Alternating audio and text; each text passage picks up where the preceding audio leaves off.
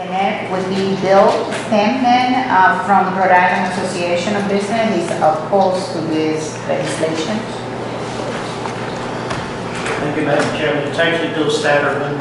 I told you, I kill people's names. You're not the only one that messes that. Just call me Bill. Bill.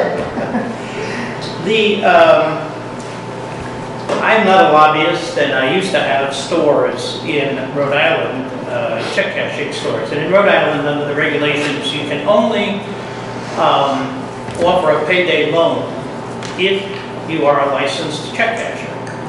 How do I know that? Well, many years ago, I wrote the law.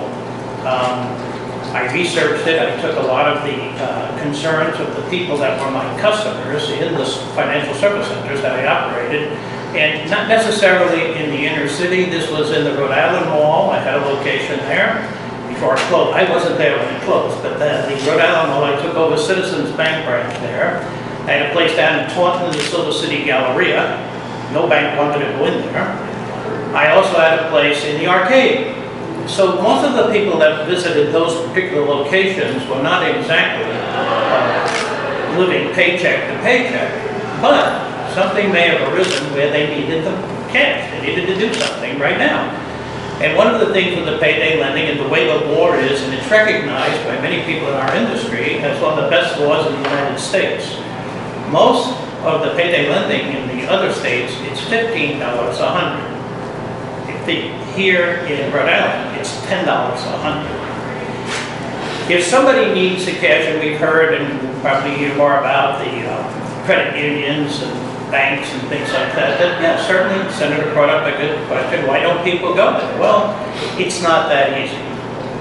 When you walk into a credit union, you have to have a little bit of a credit history. Bank, you have to have an asset that you're going to put up. Payday lending, you can walk in, and then if you have a job, okay, we don't worry about where you live. Payday lenders, if you have a job and you've been there for a while, and you have a checking account. That's it.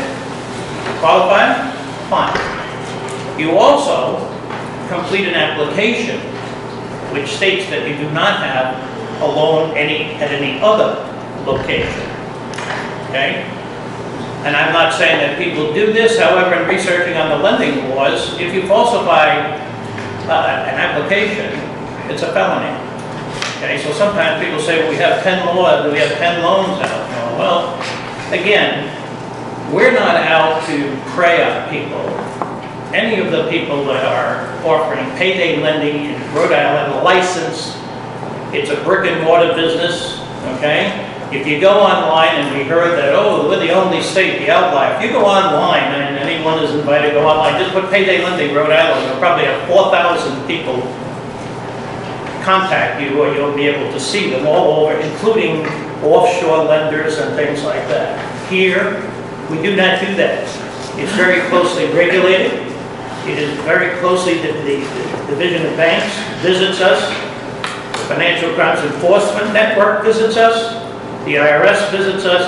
We have to put reports out. We have to be able to adhere to the law. Just to touch on the interest, many people are not familiar with, I'm not a banker either, but I mean, you know, I didn't do well in college in accounting. When I started having my own business money, it's a lot more than your own money. But if you look at the interest rate, if I were to ask anyone here, your best friend comes up to you and says, listen, I want to borrow $1 until tomorrow. Okay, fine. And you say, now remember, the payday lenders are one of the people that even know. This is a friend, a family member. You give the $1, but you say, you know what? You have to pay back $1 and a penny. Fine. Sounds good. $1 and a penny. Come back tomorrow with $1 and a penny. In essence, you just charge that individual 365% interest if you're to bring it out all year. Payday lending does not do that. The idea that we want people to roll it over and keep paying, if you're loaning someone money and they can't pay it back, you're not going to keep loaning them the money. That's one point. The other point is the fee is for a 2-week period. Banks, if you take the credit card fee for a late payment on a credit card or an overdraft fee, that turns out to be 1,200%. However, they can only call that a fee. Initially, payday lending was a fee. You just were going to hold your check for a fee. On the other side of the rate that's charged, the misunderstanding of it is that people make the decision, as was pointed out. People make the decision of where they want to go. Okay? If you go into a location, most people know what they're doing. Anyone in this room, I'm sure, that's ever borrowed money from anyone, knew all the terms of it. It's pretty simple. But payday lending, it's extremely simple. You have to have the account, the checking account, the job. It's $10 100. Then the average is about $235 that people borrow. I don't want to go too long with this, but there is an individual that wrote a great article in the Cato Institute. I'm sure you've met that very libertarian institute, the Cato Institute. And the individual's name, he is an economist, and he did all this research, and he wrote this. He's writing for the Libertarian Cato Institute. I'm taking some of this from the Oklahoma editorial board, a newspaper in Oklahoma. Peter Van Doren bluntly says, evidence, quote unquote, indicates that the predatory cost of payday loan may be non-existent and the benefits are real and measurable. What he goes on to say, and again, I'm going to just short that.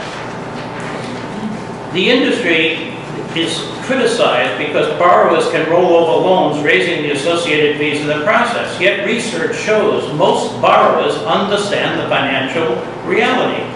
We heard before testimony that we estimate this, we estimate that, we estimate all these different things, okay?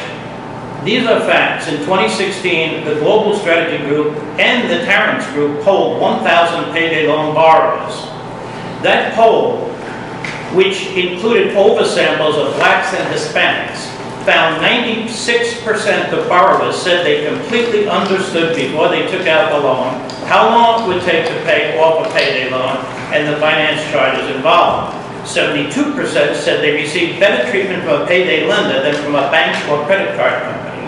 And 75% said they were likely to recommend payday loans to friends and family. In summary, government regulations should target and prevent fraud. Otherwise, citizens should be free to determine for themselves which lender they believe offers the best terms. I mean, if somebody wants to go into a bar that's licensed, fully licensed, okay, they have to be careful how much they drink. And on the other side, the bar is required to make sure they cut them off at a particular point. So if somebody drinks too much and cracks up their car, we don't shut down all the bars that are licensed. Now, if somebody's going to a place in an alleyway, and somebody's pouring them booze and they're unable to drive, that's a different story. And I think that, in summary, most people in any state, let's say the people in Rhode Island, are pretty smart enough to know they don't need someone to tell them you shouldn't borrow this. If they want to borrow something, they know the terms, they go there and they borrow it. If they don't, let them go to the banks, the credit unions, that was brought up before. But one of the reasons why they don't do that too much is they can't make any money out of it. There's not a lot of money in this because remember, you're loaning money to people that you don't even know. All you have is a piece of paper. If they do not pay back the loan, none of the licensed payday lenders in Rhode Island that I know of will take them to court. You just eat it and that's it. We'll make them another loan, but that's it. Thank you for your time. Any questions I can answer? I had a question. You said you don't check anything. When somebody applies, you don't check if that job is real or if... No, we check the job and the account, yeah. In other Or words... you do? Yeah. Then why do you want to take a chance that you are able to use that money if the person is not legit, whatever the information is put in it? Well, the information that we have is that they have a job, and the amount of the loan is pretty small. See, when you talk about small lender, that can go up in Rhode Island, that can go up to $5,000 for a small lender. You're talking $235. So the idea is that if you come in to me and want a loan in a payday lending, a licensed payday lender in Rhode Island, if you say, look, I work at Walmart or something, you fill out in the application, we can call, your supervisor says, you know, Mary Smith, yes, she works here, okay? Anybody got a question for the statement? Yes. Yeah, so you cited the Cato Institute, Yeah. which is an think tank that, you described as libertarian, I would describe as very conservative and not particularly reputable think tank. Do you believe that they're a reputable and unbiased source? The Cato Institute? I couldn't answer that because I don't know whether they are or they're not. I'm only relating an article that was based on surveys and the other two things. So as far as the answer to that, I couldn't tell very much. As we said before, we heard testimony that was estimated. I couldn't say where they found that or how it came up. Any further questions for the witness?